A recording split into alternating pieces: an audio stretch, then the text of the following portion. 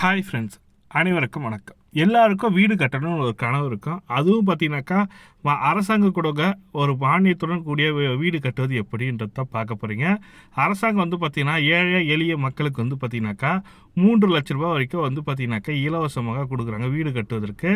மத்திய அரசாங்கமும் கொடுக்குது, மாநில அரசாங்கமும் கொடுக்குது. மாநில அரசாங்கம் வந்து பார்த்திங்கனாக்கா அமௌண்ட்டு கொடுக்குது 3 லட்ச ரூபா கிட்ட. அந்த திட்டத்தில் எப்படி அப்ளை பண்ணுன்றது ஆல்ரெடி ஒரு வீடியோ மேக் பண்ணி கொடுத்துருக்கேன். அந்த வீடியோ வந்து நீங்கள் பார்க்கலன்னா கீழே கொடுக்குறேன், லிங்கை ஸ்கிரிப்ட் பண்ணாமல் பாருங்கள். அந்த வீடியோ கொடுத்துருக்கேன். அதுக்கப்புறம் பார்த்தீங்கன்னாக்கா மத்திய அரசாங்கம் பிரதம மந்திரி ஆவாஸ் யோஜனா PMAY சொல்லுவாங்க. இந்த திட்டத்தில் எப்படி நம்ம சேரலாம், இதற்கான தகுதி என்ன, எப்படி விண்ணப்பிப்பது என்ற முழுமையான தகவல் தான் பார்க்க போகிறீங்க. இது வந்து பார்த்தீங்கன்னாக்கா வறுமை கோட்டில் கீழே உள்ளவர்களும் பொருளாதார ரீதியாக நலிவடைந்தவர்களுக்கும் மத்திய அரசாங்கம் அனைவருக்கும் கனவு இல்லம் திட்டம் ஒன்று கொடுத்துருக்காங்க. இந்த கனவு இல்லம் திட்டத்தில் பார்த்தீங்கன்னாக்கா இந்த ஆண்டு 2024 வரைக்கும் பட்ஜெட்டில் வந்து பார்த்தீங்கன்னாக்கா இந்த மத்திய அரசாங்க பட்ஜெட்டில் 2024 2.95 கோடி விட்ட மக்களுக்கு வந்து நம்ம இதில் இந்த வீடு திட்டத்தில் பயன்பெறணும்னு சொல்லிட்டு மத்திய அரசாங்கம் கொடுத்துருக்காங்க. இதற்கான நிதியும் ஒதுக்கியிருக்காங்க பிரதம மந்திரி ஆவாஸ் யோஜனா திட்டத்தில். இதற்கான தகுதி என்ன, யாரெல்லாம் விண்ணப்பிக்கலாம் என்ற முழுமையான தகவல் தான் இந்த வீடியோவில் பார்க்க போகிறீங்க. வீடியோ ஸ்கிப் பண்ணாமல் பாருங்கள். இந்த வீடியோ பிடிச்சிருந்தா லைக் பண்ணுங்கள், கூடிய சப்ஸ்கிரைப் பண்ணுங்கள். வாங்க வீடியோக்குள்ளே போகலாம். இந்த ஸ்கீமில் வந்து பார்த்தீங்கன்னாக்கா யாரெல்லாம் தகுதியானவர்கள், இந்த தகுதின்னு பார்த்தீங்கன்னாக்கா பொருளாதார ரீதியாக வறுமை கோட்டு கீழே இருப்பவங்க எப்படி கால்குலேட் பண்ணுவாங்களா, அவங்களுடைய ஆண்டு வருமானம் பேஸ் பண்ணி தான் கால்குலேட் பண்ணுவாங்க. இதில் வந்து பார்த்தீங்கன்னாக்கா 4 விதமான பொருளாதார ரீதியாக பின்தங்கியவர்கள் சொல்லிட்டு கொடுத்துருக்காங்க. அவங்களுக்கான ஆண்டு வருமானமும் கொடுத்துருக்காங்க. முதல்ல வந்து பார்த்தீங்கன்னாக்கா பொருளாதார ரீதியாக பலவீனமாக பிரிவு, அதாவது EWSன்னு சொல்லுவாங்க, எக்கனாமிக்கலி வீக்கர் செக்ஷன் சொல்லி.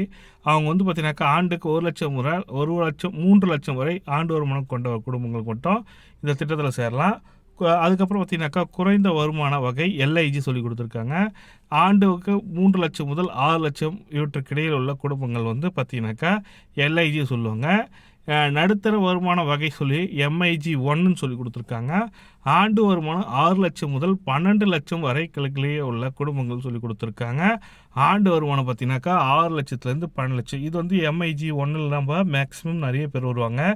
என்னோட வருமானமும் 6 லட்சத்துலேருந்து 12 லட்சம்குள்ளே ஆண்டு வருமானமும் இருக்கும், அவங்களும் விண்ணப்பிக்கலான்ற மாதிரி கொடுத்துருக்காங்க. அடுத்தது பார்த்தீங்கன்னாக்கா நடுத்தர வருமான குழு, இது வந்து அப்பர் மிடில் கிளாஸ் சொல்லுவாங்க. இதுக்கு வந்து பார்த்தீங்கன்னாக்கா 12 லட்சம் முதல் 18 லட்சம் இடையிலான வருடத்திற்கு வருமானம் கொண்ட குடும்பங்கள் சொல்லி கொடுத்துருக்காங்க.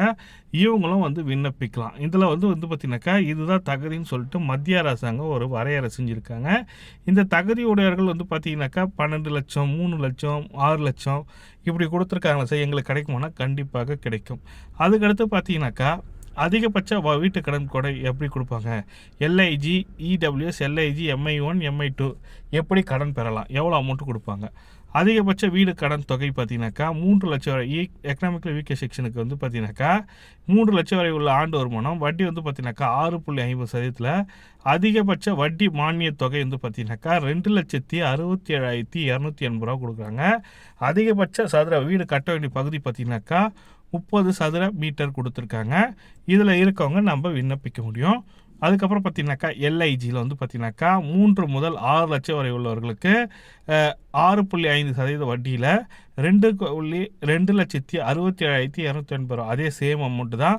இவங்களுக்கு பார்த்தீங்கன்னாக்கா 600 சதுர அடி 60 சதுர அடி கொடுத்துருக்காங்க, சதுர மீட்டர் கொடுத்துருக்காங்க. அதுக்கடுத்து வந்து பார்த்தீங்கன்னாக்கா MIG1 கொடுத்து பார்த்தீங்கன்னாக்கா 6 லட்சத்துலேருந்து 12 லட்சம் வரைக்குங்க 4% இன்ட்ரெஸ்ட் கொடுத்துருக்காங்க. 2.35, அதாவது 2,35,068 ரூபா கொடுத்துருக்காங்க. 360 சதுர அடி, அதாவது 160 சதுர மீட்டர் கொடுத்துருக்காங்க. இதில் வந்து பார்த்தீங்கன்னா 4வது வந்து MIG2க்கும் அதே தான் ப்ரொசீஜரு. இதில் வந்து பார்த்தீங்கன்னாக்கா என்ன சார் மானியம் வந்து கொடுத்துருக்கீங்க, வட்டி மானியம்னா பார்த்தீங்கன்னாக்கா நீங்கள் 2,67,000 ரூபா வந்து வாங்க போகிறீங்கன்னா உங்களுக்குன்னு ஒரு அமௌண்ட்டு, நீங்கள் ஒரு லோன் வாங்குறீங்க, இப்போ வீடு வாங்குறீங்கன்னு நினச்சிங்கன்னாங்க, வீடு வந்து பார்த்தீங்கன்னாக்கா ஒரு 12 லட்ச ரூபா ஆகுது அந்த வீடு.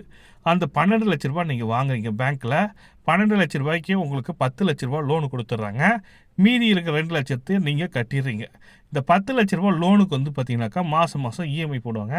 EMIயில் வந்து பார்த்தீங்கன்னாக்கா இன்ட்ரெஸ்ட் கால்குலேட் பண்ணுவாங்க.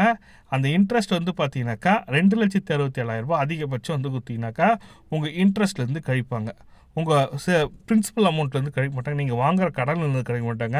இந்த 10 லட்சத்தில் வந்து பார்த்தீங்கன்னாக்கா இன்ட்ரெஸ்ட் போடுவாங்க. அந்த இன்ட்ரெஸ்ட்லேருந்து 2,67,287 ரூபா கிட்ட உங்களுக்கு குறைப்பாங்கன்ற மாதிரி சொல்லி கொடுத்துருக்காங்க. இதற்கு என்னென்ன ஆவணங்கள் தேவை பார்த்தீங்கன்னாக்கா, அடையாள சான்று, பான் அட்டை, அதாவது பேன் கார்டு, வாக்காளர் அட்டை, ஓட்டர் கார்டு, ஆதார் அட்டை, பாஸ்போர்ட்டு, ஓட்டுநர் உரிமம், புகைப்படக்கூடிய அட்டைகள் கொடுத்துருக்காங்க. அரசு வழங்கிய புகைப்படக்கூடிய அடையாள அட்டை கொடுக்கலாம்.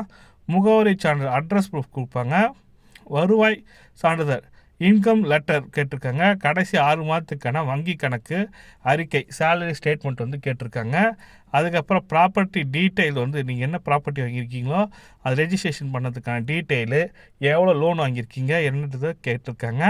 ஃபேமிலி டீட்டெயில், யாரெல்லாம் உங்கள் ஃபேமிலி இருக்காங்க அப்படின்றத கேட்டிருக்காங்க. இது லோன் சேங்ஷன் லெட்டர்.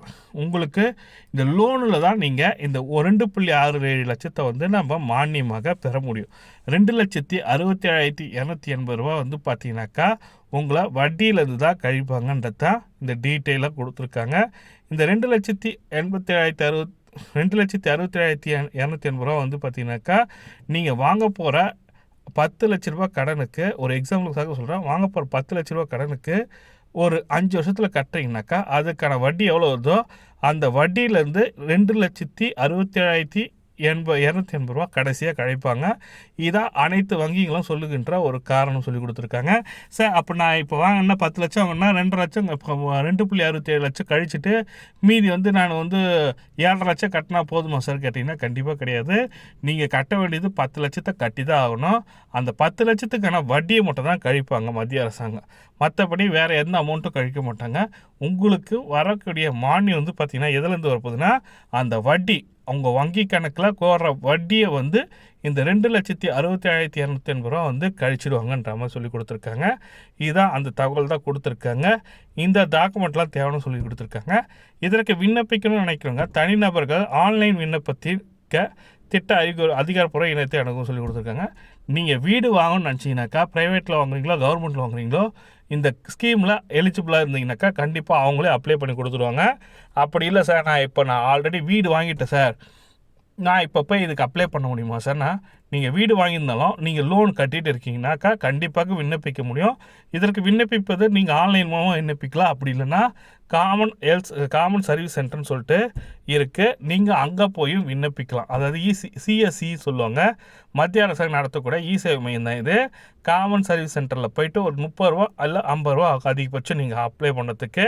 இதற்கு வந்து Aadhaar card, PAN card, voter ID கூட, voter ID, bank passbook, loan sanction letter இதெல்லாம் எடுத்துகிட்டு போயிட்டு நீங்கள் அப்ளை பண்ணிங்கனாக்கா அவங்க செக் பண்ணிவிட்டு 1 or 2 வீக்ஸில் வந்து உங்களுக்கு அப்டேட் கொடுத்துருவாங்க. இதுதான் ப்ரொசீஜர், அப்ளை பண்ணதுக்கான ப்ரொசீஜரு. இது நீங்களே அப்ளை பண்ணுறது பெரிய ரிஸ்க்கு. அவங்க போய் சிஎஸ்சி சென்டரில் அப்ளை பண்ணிங்கனாக்கா வித்தின் ஒரு 1/2 hourல உங்களுக்கு இந்த டீட்டெயில் முடிஞ்சிடும். இந்த ப்ரொசீஜர் பிரகாரம் நீங்களும் விண்ணப்பிக்கிங்க. இதுதான் மத்திய அரசாங்கம் கொடுக்குற ஒரு சூப்பரான திட்டம் தான். இலவச வீடு திட்டத்தில் இந்த 2.67 லட்சத்தை நம்ம இப்படி தான் வாங்க முடியும். இதுதான் ஃபுல் டீட்டெயிலாக கொடுத்துருக்காங்க. மத்திய அரசாங்கத்துக்கான விளக்கமும் இதுதான் கொடுத்துருக்காங்க.